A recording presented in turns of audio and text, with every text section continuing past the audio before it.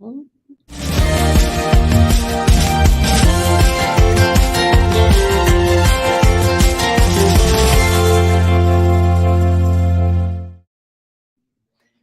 once again to BYOB, coming to you from Killer Nashville in Franklin, Tennessee. We're super excited to be here, Laura and I, in person, in the flesh. We can touch. I'm just gonna lean my head in. Right here, I can maybe move you a little. I don't know which direction we're going. There we go. Now we can see Laura. More of Laura, less of me, which is great. Always good. Always my preference, anyway. So we've got some fantastic authors joining us once again, and we are excited to be able to introduce you to some of the new friends that we have been making here at Killer Nashville. So we are going to let you introduce yourselves. Who would like to start? Ladies first. Ladies first. Well, my name is Lisa Wysicky. I write a cozy mystery series by the name of Cat Enright. My protagonist is a horse trainer in a rural town in Tennessee, and she keeps stumbling over dead bodies. I'm very excited. I'm working on the 6th mystery, and the series has been optioned for film and television. Wow. So we're hoping within a year or so we'll be able to see her on the screen. I'm very excited about that. Well, we could say when you were when. Right? What's the name of the series again? The protagonist's name is Cat Enright. We don't know what the name What the name of the we series? don't know yet. Okay. We don't know, but We'll look for keep our Cat eyes Enright. peeled. Enright. Yeah. Yes, Yeah. Cat Enright. Yeah, so the series has won 9 different awards, and I also wrote a young adult book just recently, fantasy involving horses, and it won the best book at the American Horse Publications Awards. So very excited about that. My first foray into young adult and fantasy, and it was really exciting. Oh, it is exciting. Now, coming from Tennessee, right? Yes, Is yes. this Tennessee walking horses? No. So my main character trains Appaloosa horses, but recently she's been kind of branching out. And so she just went to a competitive trail ride. One of the trail ride competitors, was found on the trail staring up at the sky through the trees. And, she had to figure all that out because one of her friends was implicated. So, yeah, so I grew up in the Minneapolis, Minnesota area, and I've been here in Tennessee since, decades. So I don't say exactly how long, but a long time. But I think same with my protagonist is we kind of look at the South with a little bit of humor that maybe somebody born here would not have noticed. So that's great. So yeah, so it's a little bit, it's fun. It's they're easy reads. And even if you don't like horses, we hope people like Who stories. doesn't like horses? I know. Come on. And we have a psychic horse in the book. A psychic horse. horse. I'm down with this. Psychic horse. All right. I've got to go I check have out this to book. find out what that's about. Yeah, it's fun. Totally. I love it. What a great premise for a book. All right, you're going to hand off. Hand it off.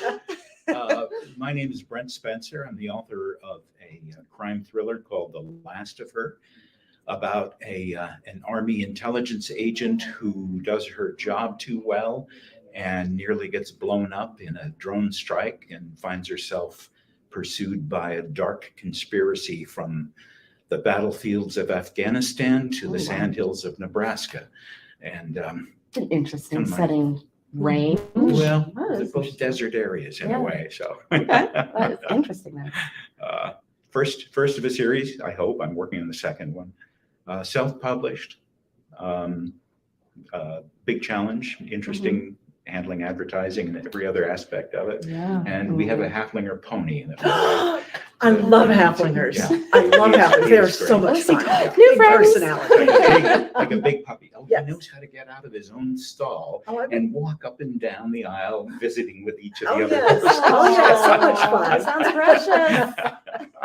Oh, horse like that. I know. I had a horse and I'm missing mine now. What a so- mischief horse. Yeah. I'll confess one thing before I finish, which is that I've been a literary writer for all my life, for a long time, published a few books. And one of my short stories got picked for a Best American Mysteries collection one that's year. nice. And they called and I said, I think you've made a mistake. I Can't be write me. mysteries. This is not a mystery. They picked it out of a magazine I published in. And they explained why it was a mystery. And I thought, oh, that's interesting. And then a couple months passed. I just thought it was a fluke. And another story got published somewhere. And I got an email from James Lee Burke, the great crime fiction. Oh, And he wow. called me nobleman. He said I had written a wonderful crime story. And I said, they must know what they're talking about. And I thought, He was like, I'll just "Knows." write a wholesale crime novel and see if I can do it, if they're right. So Excellent. Oh, that's I where I love am it. now. A little encouragement will do. A little huh? encouragement, Oh, yeah. yeah. From a great We hero need of it. mine. Yes, Sometimes in our regular life. absolutely. Absolutely. All right. All right. Mr., last but not least over here. Well, my name is Bradley Harper. I'm a retired U.S. Army pathologist. Came in the Army. I was in the infantry, and one day I went on a sick call. The doctor was such a jerk. I went home, told my wife, says, if that guy can make it through medical school, I think I can. So I did. Altogether, I did 37 years, had 4 commands, worked in the Pentagon, and with U.S. Army South, the Army part of Southern Command, I spent a lot of time in Central and South America. And in Colombia, at one point, the FARC had a $1.5 million bounty for my reward. I just want everyone out there listening to understand that is no longer valid. Okay. Because Nola we and I were are about shopping in Franklin. Okay. we had plans. So Thank you for your service. Yeah, you're In all welcome. seriousness. You're welcome. Had a great run. So I retired at 63 and began writing because I didn't want to sit in an office and just answer emails and put them over here. So I started writing, and my first book called A Knife in the Fog. I took Arthur Conan Doyle, put him on the trail for Jack the Ripper. Ooh, I love With him that. is Professor Joseph Bell, who was the inspiration for Sherlock Holmes, and a woman named Margaret Harkness. She was also a real person. She was an author and a suffragette, and she had difficulty selling her books with a woman's name, so she used the name John Law a lot.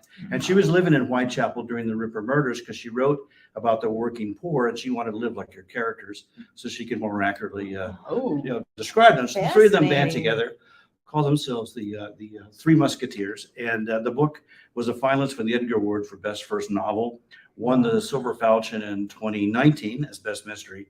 The audiobook won the AudioFile Magazine's Earphone Award.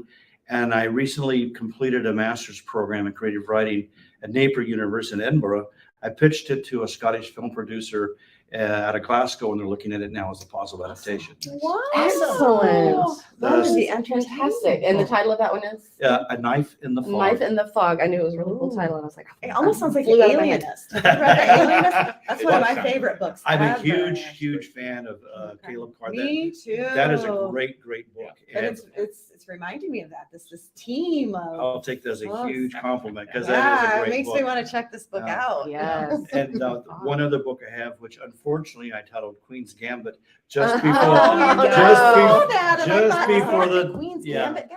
just before the TV program came out. It's a fictional assassination attempt on Queen Victoria Yeah. during her Diamond Jubilee by anarchists who were trying to jumpstart World War I.